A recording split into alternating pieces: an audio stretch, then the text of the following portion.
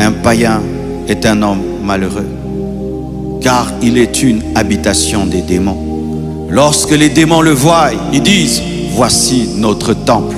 De la même manière que les chrétiens sont le temple du Saint-Esprit, le païen est un temple des démons, est une maison des démons. Tu peux le voir beau, parfumé, mais il transporte des esprits impurs. Tu peux la voir belle, parfumée, mais elle transporte des forces démoniaques. Le païen est un homme malheureux, car lorsque les sorciers le regardent, ils le considèrent comme un poulet, ils le considèrent comme une chèvre, et ils peuvent le tuer à n'importe quel moment. Le païen n'a aucune autorité devant la sorcellerie. Il n'a aucune autorité devant les démons. Il n'a aucune autorité face au pacte que ses parents, ses arrière-grands-parents ont fait avec le diable. Il subit dans sa vie ce que d'autres personnes ont contracté avec le monde des ténèbres. Il peut se promener et quelqu'un de sa famille va dans une loge, le sacrifie et il meurt. Le païen, être païen, c'est être en danger. Surtout en cette fin d'année, surtout en ce temps de la fin, où les gens recherchent l'occultisme, la magie, pour être riches, prospères.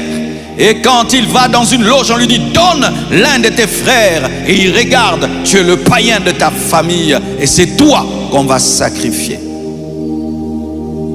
Le païen est malheureux, car aucun de ses péchés n'est pardonné. S'il existe sur la terre, ça fait 40 ans.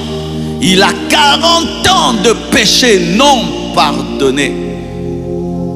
Le païen est malheureux, car il vit sous la colère de Dieu. Il vit sous la colère de Dieu. Il se promène avec une épée sur sa tête qui un jour le frappera au jugement dernier. Le païen est malheureux, car le jour de l'enlèvement, il ne sera pas enlevé. Le païen est malheureux, car il connaîtra la tribulation. Le païen est malheureux, parce qu'il finira en enfer. Il finira dans le feu, loin de Dieu. Lui qui a été créé par Dieu, à l'image de Dieu, à sa ressemblance, finira dans le feu éternel. Le païen est un homme malheureux. Si tu es en ce lieu, tu es païen. Tu n'as pas le droit de rire. Tu ris comment? Est-ce qu'une chèvre qu'on va bientôt tuer sourit? Même l'animal qui ressent sa mort future crie.